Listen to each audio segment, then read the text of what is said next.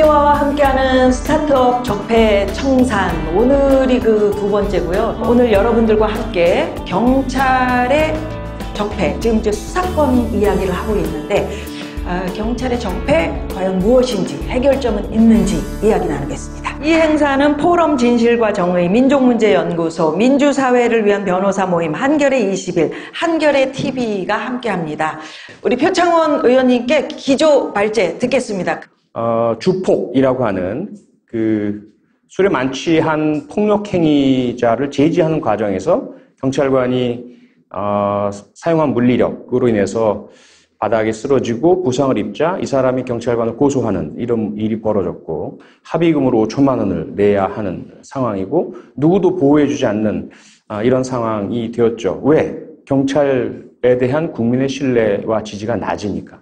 과거에 박종철 군 고문치사 사건, 이한열 군 사망사건, 강경대 군 사망사건, 그리고 이근한 고문기술자, 용산 참사, 이런 일련의 사건들이 있을 때마다 경찰이 보였던 태도는 경찰 조직 전체를 국민 편이 아니라 권력 편으로 줄 세우는 그런 행태들에 대해서 반성을 하지 않고 진실을 호도하고 감추고 피해자를 겁박하고 국민 앞에 거짓말을 하고 이런 모습들이었던 거죠.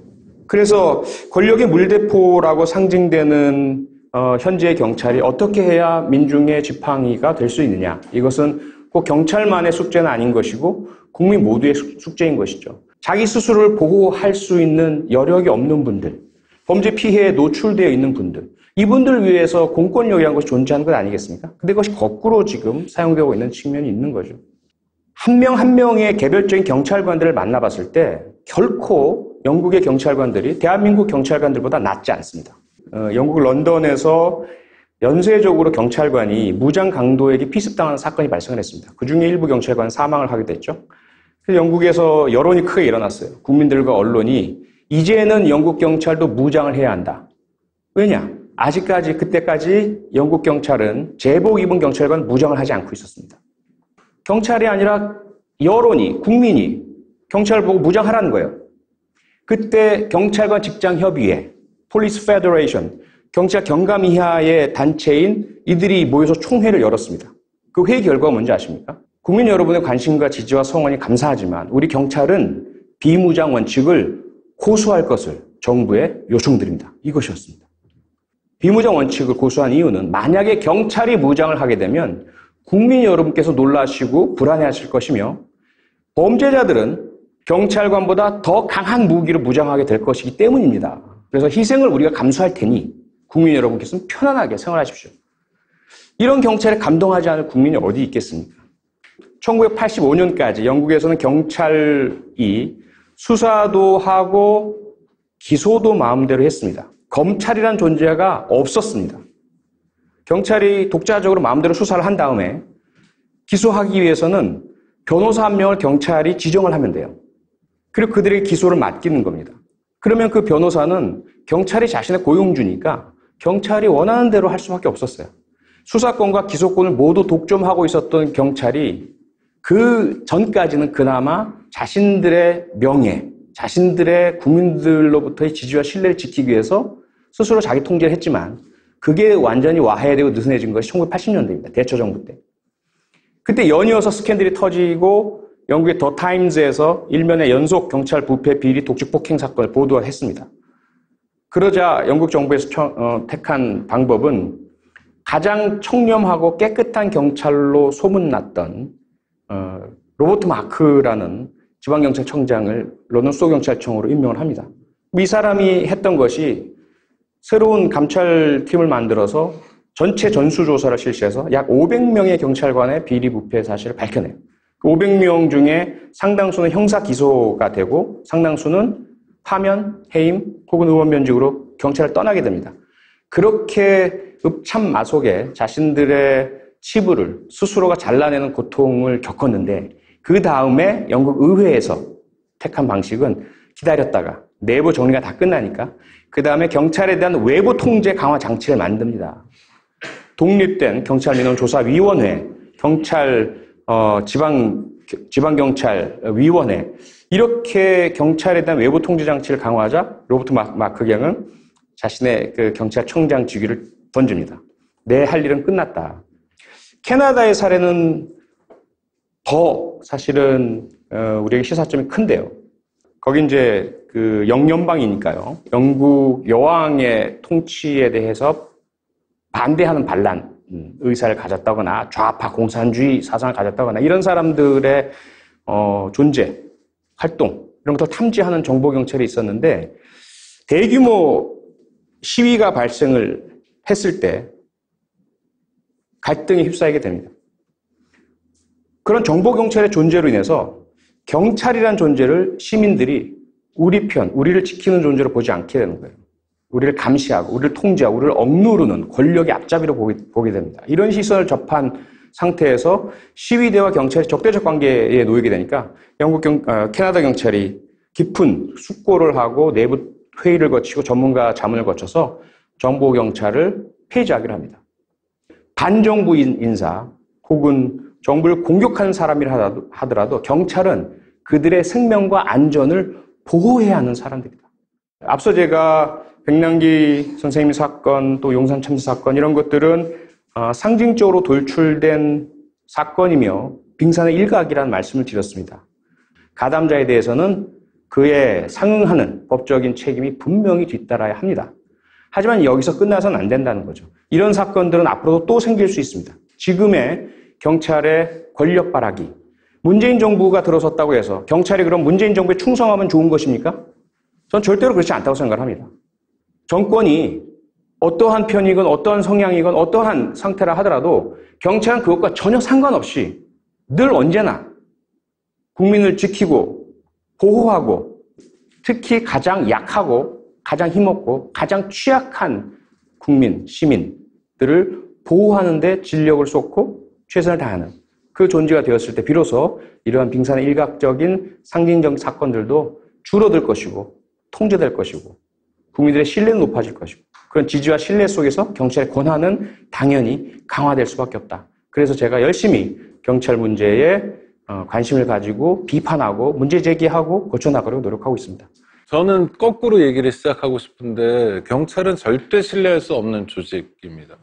모든 권력은 끊임없이 분출하려는 욕구가 있기 때문에 민주주의 제도는 삼권 분립도 마찬가지 아닙니까? 불신에 기초해야 한다고 생각합니다. 경찰이 가지고 있는 숙제 중에 하나가 수사권 조정인데 저한테 물어본다면 수사권 조정을 왜 해야 되느냐? 검찰이 가지고 있는 무소불위의 권한을 쪼개기 위해서 옛날식으로 사또 재판 안 하기 위해서 수사권과 기소권을 엄격하게 분리해야 국민이 좀 편할 수 있다. 뭐 이런 차원에서 말씀을 좀 드리려고 합니다. 아까 그 5억 5천만 원이 뭐 이거 있었잖아요. 지구대에서. 그 얘기 뉴스에서 보셨어요? 조선일보가 요새 지명 캠페인을 통해서 계속 그런 기사를 내보내는데 핵심은 이런 겁니다. 주폭인지는 잘 모르겠어요. 하여튼 주치 잘하고 그래요. 그래서 검거해서 지구대로 데려왔습니다. 이게 무슨 상태입니까? 이미 제압이 된 상태예요. 그런데 이 사람이 뭐 이렇게 좀 불편하게 했나 보죠? 그 당의 경찰관이 어떻게 했냐면 뒷목을 당수로 쳤습니다. 그래서 쓰러졌어요. 전치 5주가 나온 겁니다. 이건 경찰관이 명백하게 범죄를 저지른 거예요. 그러니까 고소하면 문제가 되고 또 그 형사처벌이 중요한 게 아니라 경찰관들은 징계 양정이 중요합니다. 해임되거나 파면되거나 하면 정말 큰일 나잖아요. 직장을 잃게 되니까 다시 돌아올 수도 없고. 그래서 5천만 원이랑 거액을 주고 합의했던 겁니다. 5천만 원 때문에 경찰이 빚더미에 올라왔어요라는 조선일보식의 캠페인이 중요한 게 아니라 시민이 이미 제압된 상태에서도 지구대에서 당수로 뒷목을 가격당하고 있다는 거예요. 조국 수석이 뭐라고 그랬냐면 경찰에서 수사권 조정해 줄 테니까 한번 인권 경찰이 될 수 있는 구현할 수 있는 방안을 만들어봐라 이런 얘기를 했습니다. 그 주 토요일 날 어떤 일이 있었냐면 옥수역에서 어떤 시민이 나오는데 음악 듣고 나왔어요. 4명의 형사가 갑자기 덮친 거예요. 밟았어요. 얼굴이 엄청나게 진짜 부상을 많이 입었습니다. 경찰의 설명은 뭐냐면 보이스피싱 범인 줄 알았다는 거예요. 그리고 서울경찰청장은 어떻게 했냐면 기자간담회에서 그냥 사과한다 이랬고 경찰서장은 홈페이지에 사과문을 게시했어요. 그리고 경찰의 반응은 뭐냐면 피해자가 문제 제기하면 고소하면 수사에 착수하겠다는 거예요. 누구나 다 알 수 있는 인지사건, 그러니까 범죄예요 그냥. 그냥 무조건 수사하는 거예요. 그렇지 않습니다. 그러니까 저는 하고 싶은 얘기가 뭐냐면 경찰에 대한 통제권을 시민이 전혀 갖고 있지 못해서예요. 경찰에 대한 통제권은 경찰청장이 가지고 있고 경찰청장에 대한 임명권을 가지고 있는 정치 권력만 가지고 있습니다. 그러니까 저는 경찰개혁의 포인트가 뭐냐면 지금 100% 순도의 국가경찰이 자치경찰이 되느냐. 또 하나는 영국에 굉장히 중요한 게 우리 표 의원님도 말씀하셨지만 경찰만을 전담 감시하는 기구가 있어요. IPCC. 의역하면 독립적 경찰 비리 민원 조사위원회 같은 겁니다. 그러니까 저희 같은 시민사회 인사들이 있어요. 잉글랜드 웨일즈 지역이 구성되어 있는데 한 500~600명 되죠? 굉장히 많은 사람들이 밥 먹고 경찰만 감시합니다. 철저하게 불신에 근거합니다. 그러니까 경찰이 육모방망이 하나만 가고 시민의 신뢰를 갖는 건 몇 가지가 있는데요. 첫 번째는 이런 독립된 감시기구의 감시를 일상적으로 받아요. 컴플레인 내용 중에 이런 것도 있습니다. 경찰관의 표정도 있어요, 세상에. 그리고 또 경찰이 굉장히 다른 게 뭐냐면 영국 경찰이 우리와 다른 건 이미 100년 전에 노동조합을 갖고 있었습니다. 근로자는 당연히 근로조건의 향상을 위해서 노동상권을 가진다고 헌법이 규정하고 있지만 경찰은 지금 직장인협의회도 없습니다. 이런 게 굉장히 구조적으로 다른 거예요. 그러니까 지금 경찰 개혁 시기에 노동조합이 설립되는지 안 되는지 물론 법이 제정돼야 될 사항이고 법이 개정돼야 될 사항인데 그거 한번 우리가 지켜봐야 될 것 같습니다. 또 하나는 경찰이 쓸데없는 일 하는 사람이 너무 많아요. 오늘 제가 오전에 서대문서에 직원들 강의를 갔어요. 서장님이 계시고 무슨 과 있잖아요. 형사과 이런 과장님이 계신데 딱 어떤 분은 제가 마치겠어요. 보안과장 이렇게. 한겨레 보도 보셨나요? 놀랍게도 21개밖에 안 되는 각 경찰서 보안과를 지금 경찰이 71개로 늘리고 있습니다. 남영동 대공분실은 폐쇄했지만 아직도 43개의 대공분실이 요지부동으로 지금 활동하고 있습니다. 옥인동, 장안동, 홍제동, 신촌은 이번에 뭐 했어요? 노동자일체. 그래서 인터넷 서점 뒤져가지고 국가보안법이라고 그래가지고 엄한 사람 잡아가가지고 결국 무죄 나왔잖아요. 이런 일들을 하고 있습니다. 보안 폐지해야 되고요. 정보 기능도 폐지해야 됩니다. 정보는 뭐냐면 범죄 정보가 아니에요. 시국 정보고 민생 정보예요. 소위 치안 정보, 민심 동향 파악. 아니 대통령이 민심이 궁금하면 인터넷 들어가 보면 알잖아요. 신문 보면 알고 무슨 이승만 때도 아닌데 이런 것들을 합니다. 지금까지 공무원 증원된 게 몇 명이면 26,000명입니다. 근데 박근혜 정권 4년 동안 경찰관을 15,000명을 증원했어요. 이번 정권에도 아마 증원할 겁니다. 증원하는데 우리가 만나야 될 경찰관들은 누굽니까? 파출소 지구대 경찰관이죠. 이 비율은 줄었어요. 다 어디 갔는지 모르겠어요. 인력을 재배치해가지고 정말 제대로 된 시민들에 대한 서비스를 제공하는 경찰로 어떻게 탈바꿈할 건가 중요합니다.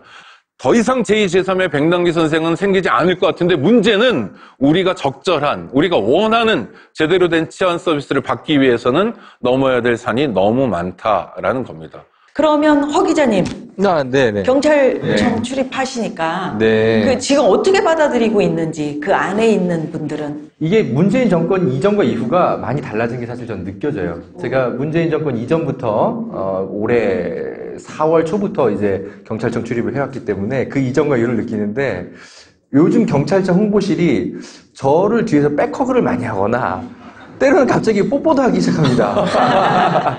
한겨레 신문이 열심히 경찰 개혁 여러 가지 시리즈로 보도하고 여러 가지 그런 것들을 하고 있는 것에 대해서 과거에는 불편해했다가 이제는 와서 모두 잘 봤어요 이러면서 뽀뽀하고 있다는 거. 그게 경찰의 분위기를 저는 좀 제가 유머러스하게 얘기했습니다만 상징적으로 보여주고 있는 변화고요. 그래서 경찰은 상당히 지금의 분위기를 심각하게 받아들이고 있고 어떻게든 스스로를 개혁하기 위해서 노력하고 있는 것은 분명히 사실인 것 같습니다.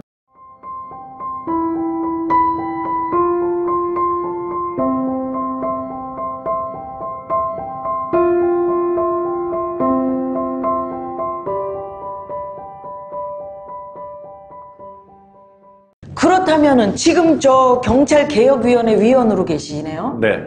핵심 개혁의 쟁점은 아까 이야기하신 그겁니까? 자, 문재인 대통령이 정권교체를 통해서 대통령이 됐다는 것도 중요하지만 저는 나의 정권교체가 훨씬 더 중요하다고 생각해요. 그래서 정권교체가 되니까 경찰이 어떻게 바뀌기 시작하더라. 드디어 나도 경찰에게 치안 서비스를, 나도 경찰의 치안 서비스를 받기 시작하더라. 이런 정권 교체가 되게 중요하다고 생각합니다. 그래서 개혁위원회의 저는 핵심적 관건은 첫 번째는 아까 말씀드렸던 자치경찰이 시행되는 거예요. 정말 제대로. 그러니까 지역의 경찰에 대해서 내가 어떤 방식으로든 통제할 수 있다는 게 민주화, 경찰 민주화의 핵심이고요. 그것만 있어서는 안 되고 경찰관들이 뭐 노조를 설립한다든지 하는 것도 되게 중요하고요. 표창원 의원님께는 죄송합니다만 모교인 경찰대학교도 폐교해야 됩니다. 이게 왜 그러냐면 경찰대 한 해에 120명 뽑는데 일단 뭐 여성은 10%밖에 안 뽑는 것도 뭐 회계망치가 한 거고 준군사시설이에요. 1학년부터 4학년까지 지내고 뭐 검찰이 끈끈하면 아무것도 아닙니다. 그러니까 똑같이 서울대 법대 나와도 120명보다 훨씬 넘죠. 매년 다르지만 수백 명이고 그 다음에 고시 되는 애 있고 안 되는 애 있고 이런데 여기는요 경찰대 입학하면 다 경찰관이 돼요. 경위가. 시험도 안 봐요. 무조건 프리패스로 됩니다. 그리고 4년 동안 먹고 자고 용돈까지 다 줍니다. 옷도 다 주고. 그래서 끈끈한 사람들이 지금 경찰대가 8.1학번부터 있었거든요.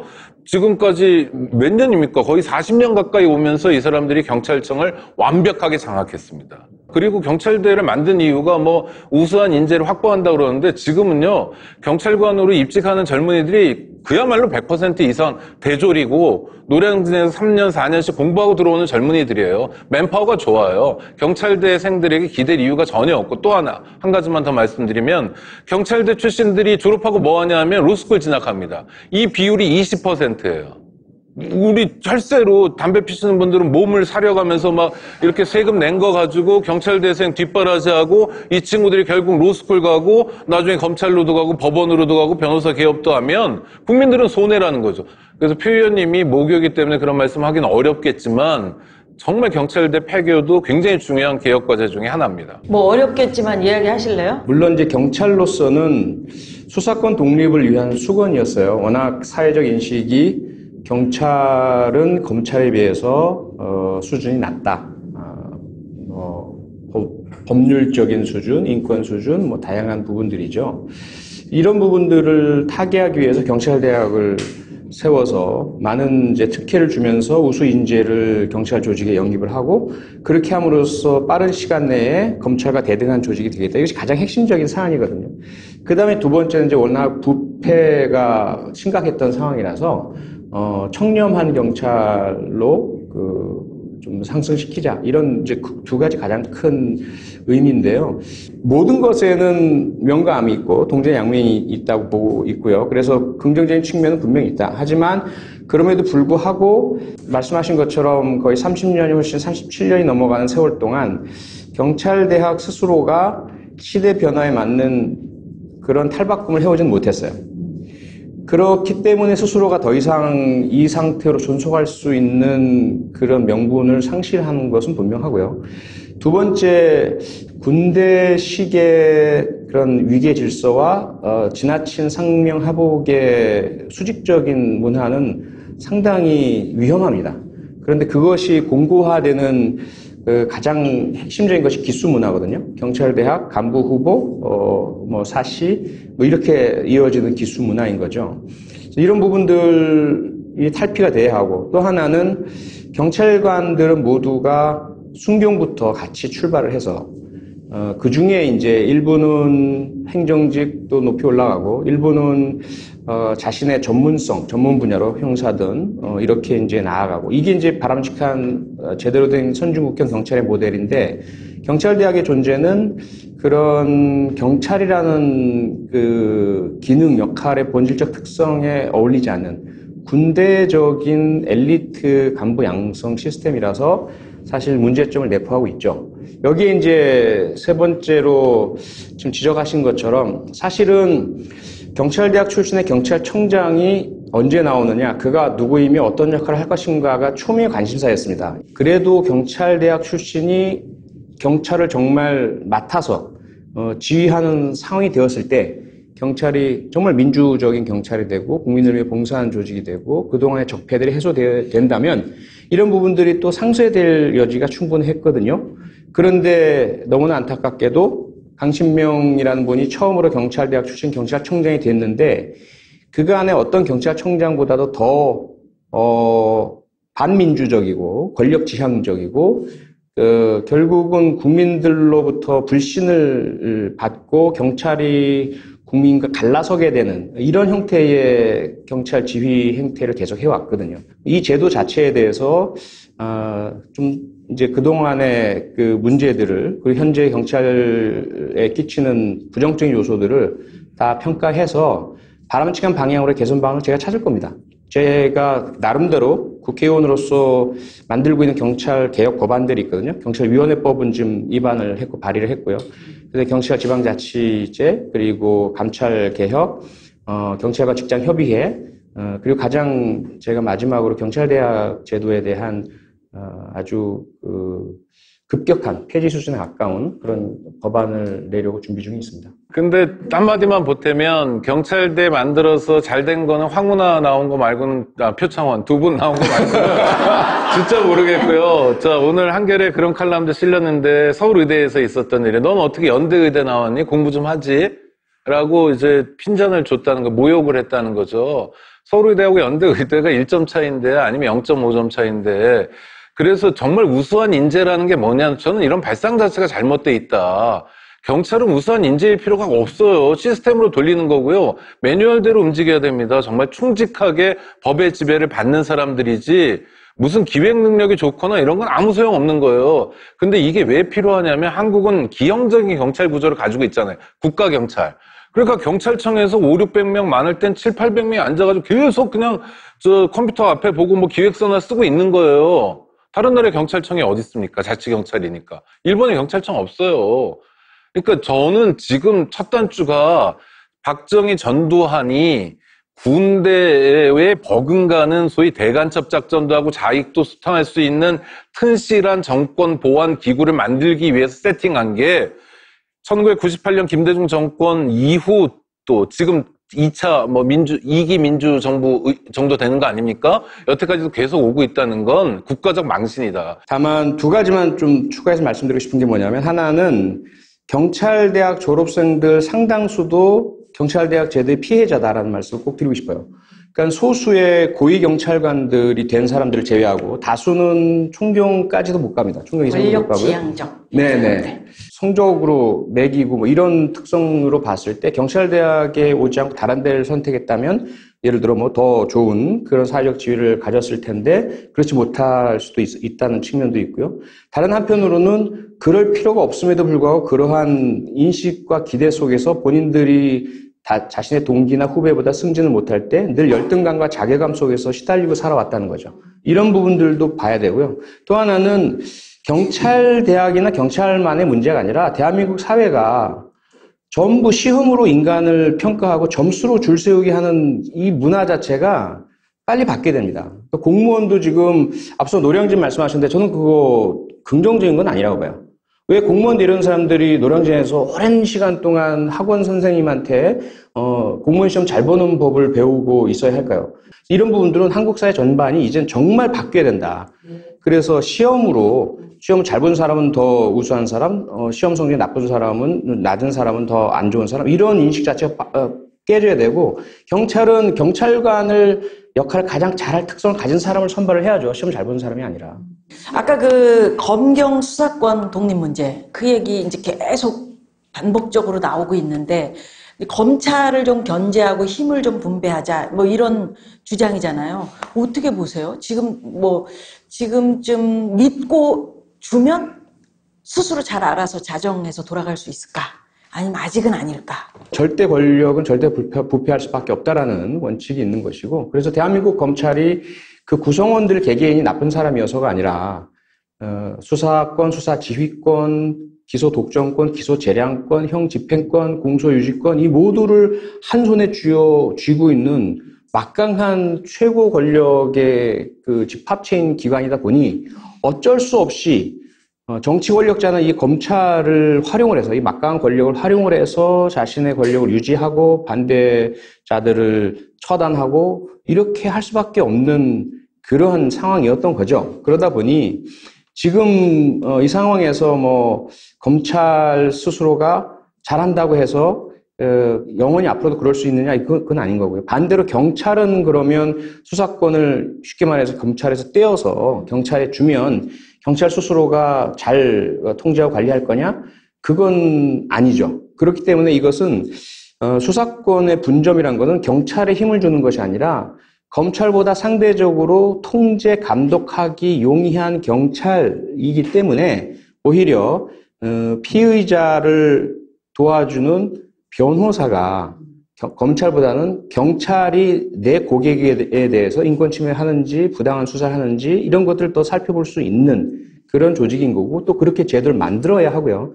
그 다음에 이제 가장 중요하고 핵심에 있는 사법, 법원에서 수사가 이루어지는 진행과 과정을 철저하게 들여다볼 수 있고 만약 문제 생긴다면 법원이 바로 제재할 수 있는. 아까 영국 얘기하셨는데 살짝 그런. 그렇죠. 그래서 영국에서는 바로 1985년에 기소에 관한 법이 만들어져서 공공기소청이라는 것이 생겼어요. 기소를 전담하는 국가 변호사 조직이 생긴 것이고 권력의 분점, 수사하는 자는 절대로 기소를 해서는 안 된다라는 원칙이 세워진 거죠. 이 부분이 우리나라 역으로 도입이 되고 네. 그리고 경찰이 그렇다고 해서 검찰처럼 더 막강한 권한을 가진 조직이 되어서는 안 되죠. 오창익 국장님 말씀처럼 우선은 경찰 스스로가 중앙집권적인 권력이 아니라 지방 분권적인 그러한 조직으로 바뀔 필요가 있고요. 그 다음에 직장협의회가 만들어지면서 경찰 내부에서도 하위직 경찰관들이 계급이 높은 경찰관들로부터 부당한 지시를 받지 않고 거기에 저항할 수 있는 힘이 있어야 되고요. 그 다음에 이제 외부에서 민간의 통제가 이루어지고 감시가 이루어질 수 있는 그러한 절차가 되었을 때 비로소 수사라는 것이 과거처럼 권력으로 어두운 곳에서 소수가 마음대로 할 수 있는 이런 영역이 아니라 오픈된 형사소송법과 헌법의 정신이 그대로 수용될 수 있는 그런 절차가 될 수 있는 거죠. 저는 청와대 입장에 반대합니다. 이를테면 이런 거예요. 그러니까 뭐도 잘해놓고 뭐도 준비를 잘하고 그다음에 수사권 조정하자인데 그런 게 아닌 민주주의 일반 원리라는 겁니다. 그러니까 경찰이 준비가 됐느냐, 경찰이 예쁘냐, 경찰이 얼마나 더 잘할 수 있냐라는 것은 전혀 중요하지 않아요. 경찰의 준비 정도도 중요하지 않습니다. 100년 전 영국 경찰이 했던 걸 2017년에 대한민국 경찰이 왜 못합니까? 이건 뭐냐면 검찰이 모든 걸 다 가지고 있으니까 수사권과 기소권을 분리해서 수사는 경찰이 하고 물론 뭐 특별사법경찰도 있습니다만 기본적으로 지금도 98% 경찰이 하니까 경찰이 하고 그 다음에 검찰은 법률 전문가라니까 기소를 제기하고 유죄하는 것만 한다. 그러면 걱정하는 게 이런 거라는 거예요. 경찰 파쇼 아니냐. 그게 아무리 파쇼여도 지금 검찰 파쇼만큼 될 수는 없는 겁니다. 왜? 수사한 결과를 검찰에 넘기지 않으면 송치해서 기소하지 않으면 무의미하잖아요. 그러니까 이건 정말 민주주의 일반 원리로서 도달해야 될 것이지 이걸 위해서 경찰이 무슨 직협이 있으면 되고 노조가 있으면 되고 뭐 무슨 자치경찰을 하면 되고의 차원은 아니다라는 거예요. 저는 이 문제에 대해서 청와대가 정치적 발언을 하고 실제는 민주주의에 대한 의지를 가지고 있다라고 믿고 싶은데 하여튼 당장 뭐 문매일 검찰총장만 하더라도 수사권에 대해서는 뭐 택도 없는 소리도 그런 말이 무슨 외계어냐 외국어냐 이런 수준으로 나오고 있거든요. 문재인 대통령이 임명한 검찰총장인데도 불구하고 그래서 시민들이 관심 갖고 좀 해야 될 것 같아요. 그러지 않으면 우리는 계속 이 상황에서 겉돌고 맴돌고 할 수밖에 관심 갖고 어떻게 해야 돼요, 시민들이? IPCC를 만들어? 아니, 당연히 만들어야 되고요. 아니, 진짜로요. 그러니까, 네. 그 나라 민주주의의 수준, 시민들의 수준을 그대로 반영하는 거거든요. 우리가 큰 정치에 능하지만 디테일에 조금 부족한 측면들이 있는 것 같아요. 네. 그러니까 관심 갖는 시민들이 늘어나고, 아니, 뭐 제가 꼭 제 입으로 뭐 인권연대 회원이 되라 이런 차원이 아니라, 그러니까 할 수 있는 일은 굉장히 진짜 굉장히 많아요. 꼭 저희 단체만이 네. 아니라 포럼과 정의도 그렇고 굉장히 많고, 아직도 한겨레 독자 아니신 분은 뭐, 한겨레 구독도 해야 되고, 아니, 되게 중요하게 시민들이 할 수 있는 게 얼마나 많습니까? 저는 그래서 시민들이 좀 더 풍부해지고 정말 이게 나의 나라라는 거를 일상에서 확인했으면 좋겠어요. 그 백남기 농민 물대포 사망 사건 이야기를 좀 하고 싶어요. 2015년 11월 14일. 그렇죠. 네. 물대포 맞고 쓰러지셨는데 네. 2016년 9월에 돌아가셨단 말이에요. 근데 아직도 사과를 제대로 받지 못했고 문제 해결이 안 되고 있습니다. 어떻게 해야 됩니까? 그래서 뭐 이철성 경찰청장이 뒤늦게나마 공식적 사과를 하긴 했는데 좀 그게 억지로 조아린 것 같은 느낌. 너무 안타까운 게 정작 사과의 대상인 유가족한테 한 게 아니라 국민께 했어요. 그건 우리 국민이 바라는 게 아니잖아요. 우리 국민은 유가족께 해라라는 걸 바라는 거고, 그 다음에 사과의 전제는 진실이죠. 그날 도대체 어떤 일이 있었는지, 누가 어떤 지시를 내렸고, 어떠한 문제 때문에 이런 것들이 발생을 했는지, 고의인지 과실인지, 이 부분을 그냥 자기들의 입으로 하는 이야기가 아니라 우리가 납득하게끔 이야기를 해줘야 하는 것이고, 그 과정에서 고의든 과실이든 이건 위법행위고 범죄 행위거든요. 그러면 그에 따라 처벌의 정도는 달라지겠지만, 그러면 그 수사 절차가 진행됐었어야죠.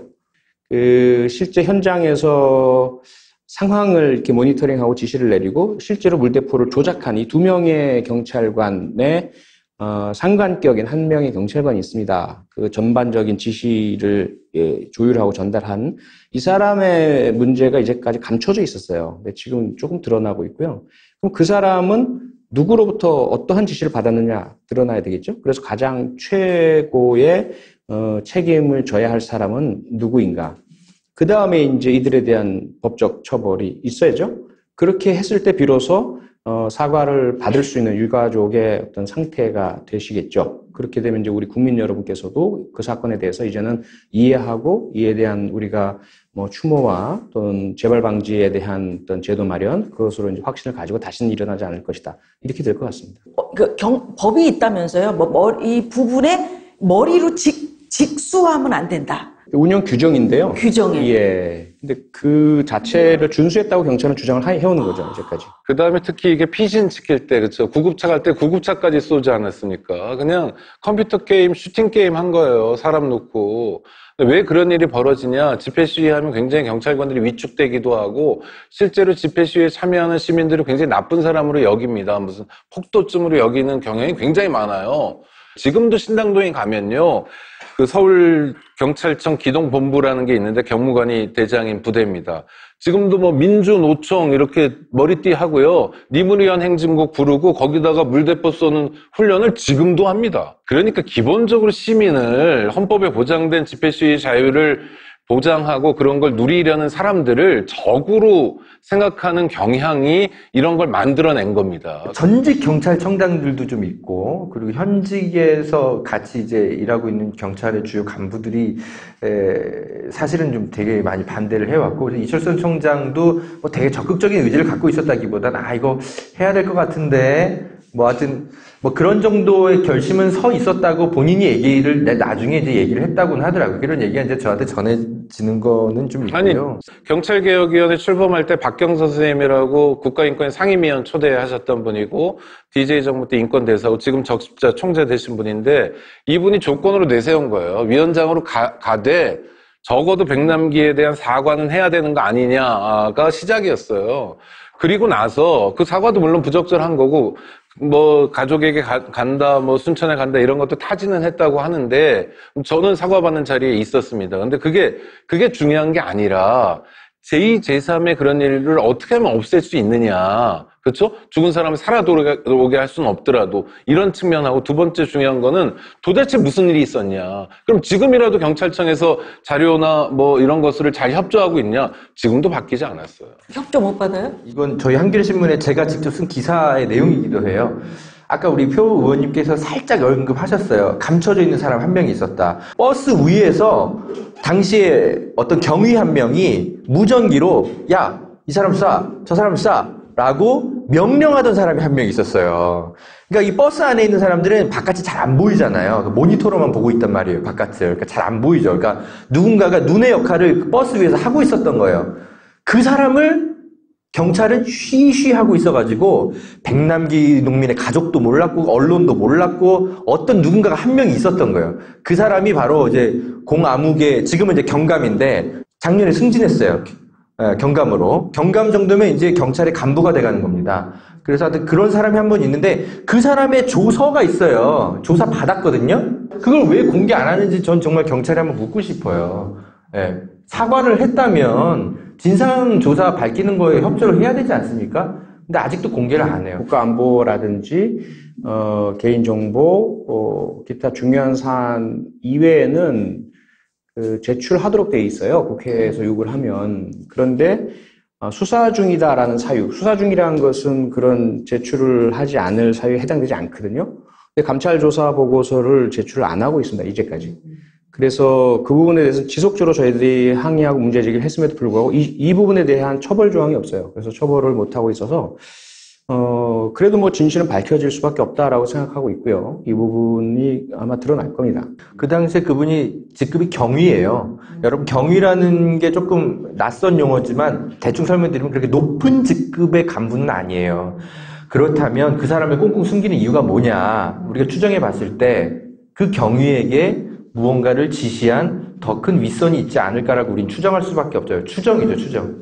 어떻게 해야 밝혀집니까, 그러면? 한 10월이면 10월, 어느 정도까지 기한을 두고 검찰에서 정말, 이건 아주 간단한 거거든요? 근데 이것 때문에 압수수색이 있었던 적도 없고, 수사를 실제로 전혀 안 하는 거예요. 그냥 증거인멸의 시간을 주려고 하는 건지 어떤 그 깊은 뜻인지는 모르지만, 일정한 시간 동안 검찰 수사 결과가 안 나오면, 특검이 늘 좋은 건 아닙니다만, 이런 사건은 정말 특검으로 가서, 진실을 봐야 됩니다. 그 세 분의 마무리 발언을 그냥 2010년, 2009년인가요? 그때 쌍용 자동차 그 노동자들의 그 해고자들이 점거 파업 공장 평택에서 했던 거 기억나세요?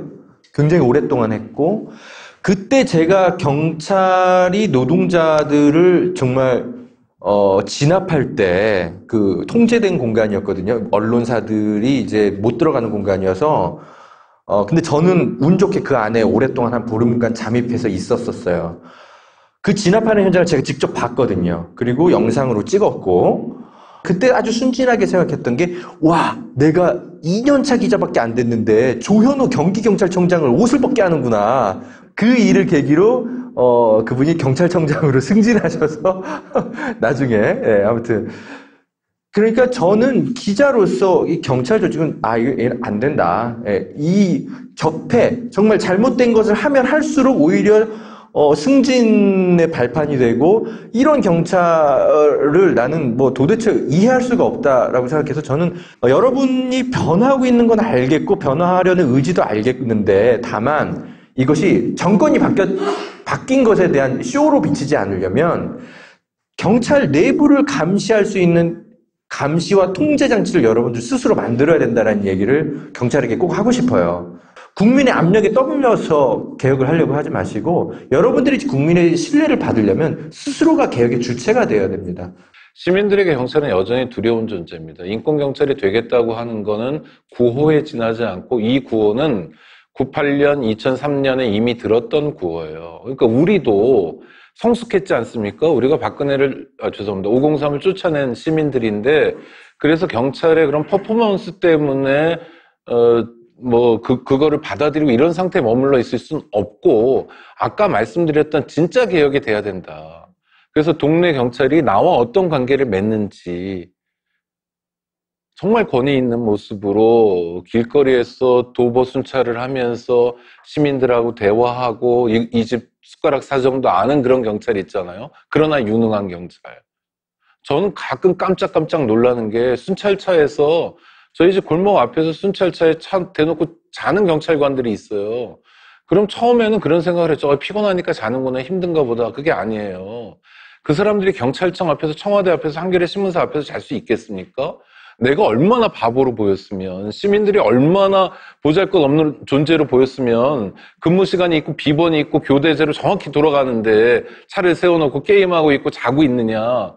중요한 건 이런 거잖아요. 그렇지 않습니까? 우리 옆에 있는 경찰, 내가 정말 불안할 때 기댈 수 있는 경찰로의 개혁이 가능할 거냐? 이건 시민들의 관심, 참여가 가릴 겁니다. 경찰의 역할은 시민들로부터 인기를 얻는 건 절대로 아닙니다. 그럼 경찰에 대한 신뢰라고 뭘 말할까? 친절이 아니죠. 공정함입니다. 그가 부자이건 가난하건 권력자이건 힘이 없는 사람이건 법이라는 그러한 기준으로 똑같이 대할 때, 그리고 그 똑같이란 것에는 각자가 가진 또 힘의 크기가 적용이 되겠죠. 좀 더 약한 사람, 좀 더 아픈 사람, 좀 더 경찰을 필요로 하는 피해 입은 분들에게 기울어야 하는 것이 경찰의 저울이겠죠. 그런데 이제까지 우리 경찰은 그 반대였지 않았는가 생각해 볼 필요가 있습니다.